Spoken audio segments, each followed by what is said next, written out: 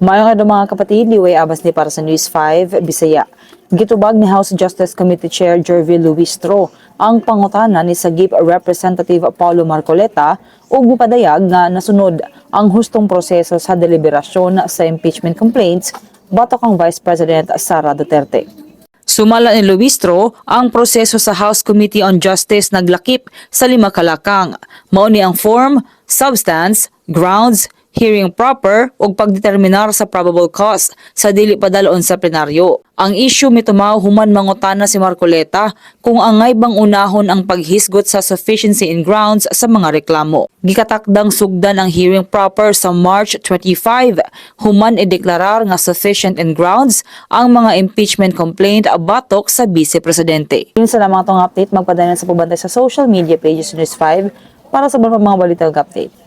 Amping tang tanan.